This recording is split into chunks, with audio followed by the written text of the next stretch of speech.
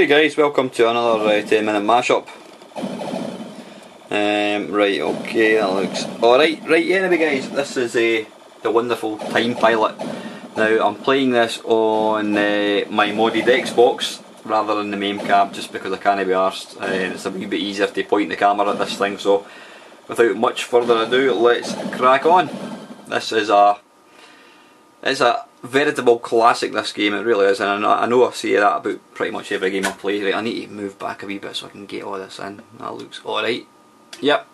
This is really a classic. I mean, it's a classic insofar as it's an old game, and it's also an extremely fun game to play. It's one of these games that's been around since basically the dawn of computer games. I remember getting a version of this on my C64, bollocks, and it was by Analog. I think they may have even called it Time Pilot. Actually, they didn't seem to really bother too much about copyright back in these days. That's when things are far simpler. It's a very, very playable game. It looks difficult. That's only because I'm not the greatest at it. The idea being is you've got to blast. I think is it time? If you look at the very bottom right there, if you look at the very bottom of the screen, you shall see a little sort of bar that's kind of slowly going down, and basically when that gets to the bottom, you get like a kind of sort of mothership type thing which you have to destroy. Once you do that, you then move through time, and the enemies get more advanced. So there we go,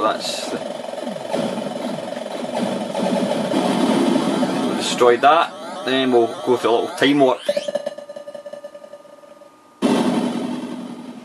There we are, 1940, and you'll see here we've now got Spitfires, I think it is.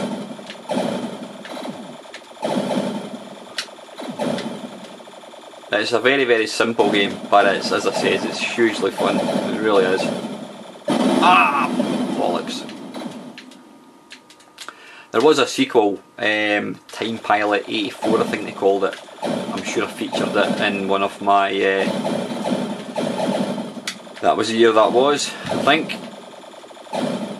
Now you get bonus points for rescuing ejected pilots who are falling out you'll see them in their parachutes, so yep. Now I think because, you know, this game is obviously quite an old game, you think to yourself, if the pilot goes off the screen, you can simply go back and find them, but I don't think the video memory would have allowed that. So basically if somebody goes off the screen, it means that they'll probably not be there when you get back, like so. Now he should be there, and this is going to prove me wrong. No, there you go. Balls. Oh well, that's one way of killing the bad guy. 1970, now you can see there at the bottom, it's helicopters. Now I've never actually completed this game. You'll never complete this game because you can't complete it. It's one of these games, you'll get so far, then it'll just wrap around like all the classic video games. Now you'll see there, these guys are now firing. I wouldn't quite say they're heat seeking, but they do kind of follow you for a wee bit. Oh! Now I know I'm making this game look very easy. Oh dear me.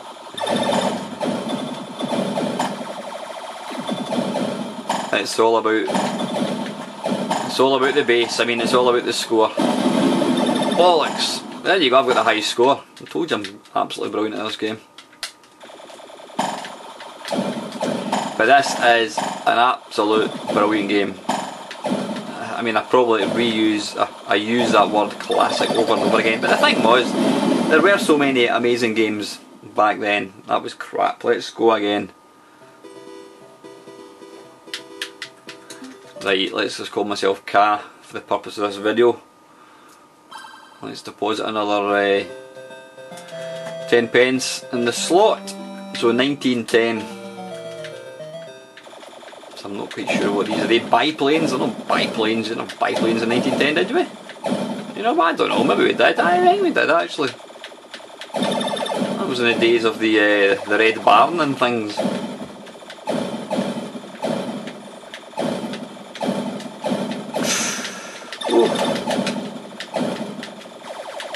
But yeah, the big points are gotten by constantly picking up the wee guys in parachutes, because you get, I think it's 1,000 points. In fact, you don't. You actually get, I think it builds up the more you pick up. In fact, I think the first one you get 1,000 points, and then the second one's 2,000. Third one is, so this should be 4,000 if I'm talking. Yep, there you go. So that's where the big points are to be found, guys.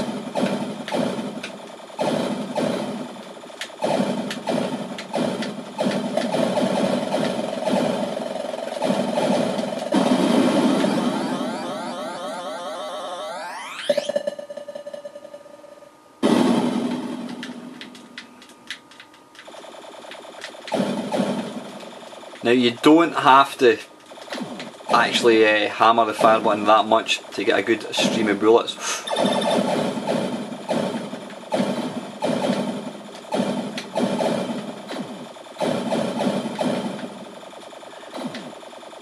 Whoa! Ah, see now, I had to quickly turn to avoid the bullet, but then I lost the...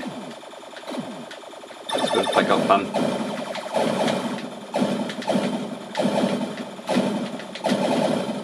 Now it is, out of arcade games, it's certainly one of the... Yeah, I'm going to use the word, it's one of the easier arcade games. Most arcade games, I mean, compare this to Defender.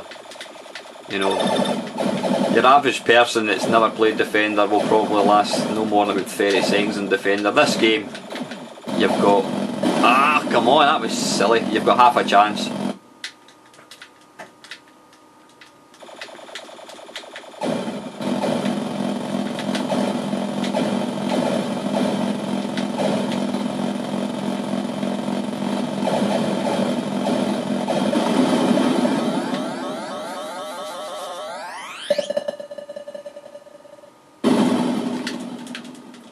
I'm sure this game was ported to the Spectrum, and in fact I don't know, did it come out in Amstrad? I'm not sure. I mean, Amstrad probably came out... Ah, that was rubbish! After this game came out. I mean, this was really one of the early games. I'm not quite sure when it did come out. I need to refer to my comprehensive, that was year that was. I'm guessing it was probably 1982 maybe, something like that. Woo!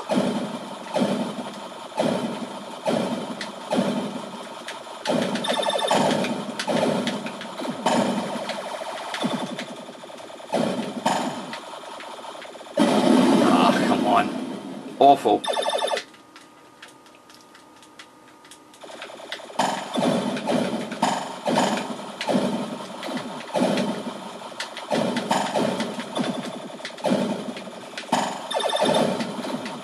I think when you die,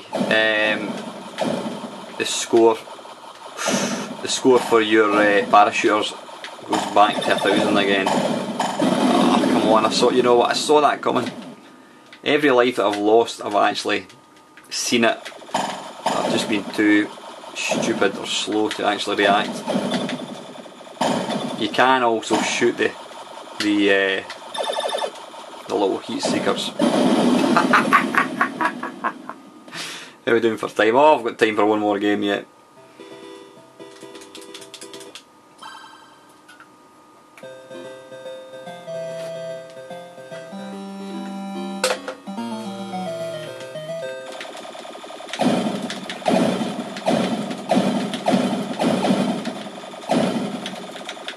Now, one thing I'm not sure about this game is how did it control in the arcades, because it it's basically, in fact, would it just be a joystick? It probably would be, yeah, because it's basically whatever way you push the joystick, you sort of move.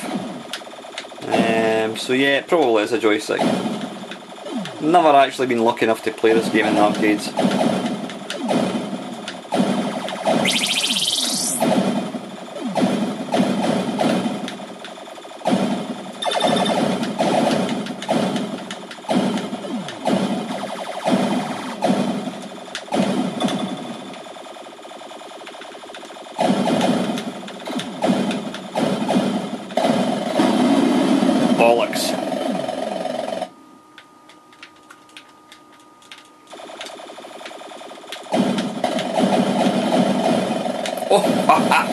That went straight through me, I think. Deary me. Now I'm actually playing this on the Xbox, a modded Xbox, and it's using the rather funky CoinOps 5. Now CoinOps is a project that has been put together by a lot of really clever people giving up their time, and what it basically is, it's a front end that supports lots and lots and lots of games. Now the one I'm running is 5, I believe at least 6 is out anyway. Now obviously the higher up it goes, the more games it supports. The one I've got supports like 3,500 games, and these are across a variety of platforms including arcade, SNES, Mega Drive, Amiga, Commodore 64, and maybe even a Spectrum, I'm not too sure actually. But it's an absolutely brilliant front end, you know, it gives you such a choice. And what is really nice about it is it also supports videos for each game, so you can actually see if you're unsure of what you want to play, you can just basically noodle through the games watching the video, and that's exactly how I came about picking this game tonight. I thought I'll load it up, see what's what, see if anything pops up that tickles my fancy, and up this popped.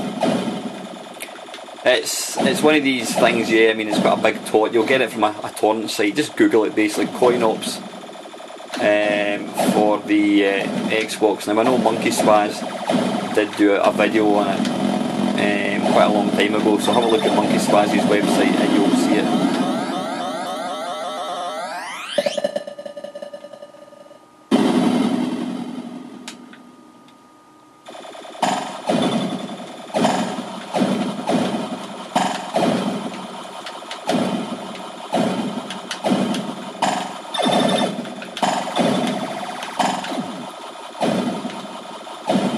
One thing that's quite handy in this game is you can basically turn in a sixpence.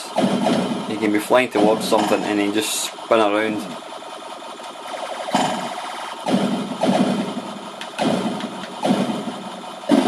Ah, just clipped in there.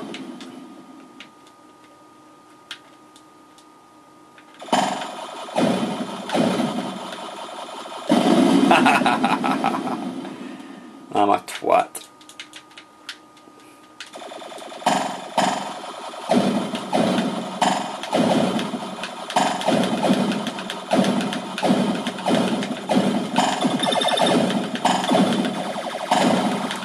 Now I don't know if the technique is to keep going in the same direction, I don't know. What do I know about games? Not very much, as you can see there. Right, anyway. Oh yeah, we're over the 10 minutes. Anyway guys, listen, this is Time Pilot and this is by Konami. There you go, 1982. That's why I knew it, I probably saw it unconsciously before I put the video on. Yeah, 1982, an absolute cracking game. Fire it up, you'll find it on MAME, and there's also a cracking version called Time Pilot, I think it was, on the Commodore 64, but I'm sure there's other versions out there for other popular home computers. As usual guys, please feel free to like, comment and subscribe, and as usual, thank you very very much for watching.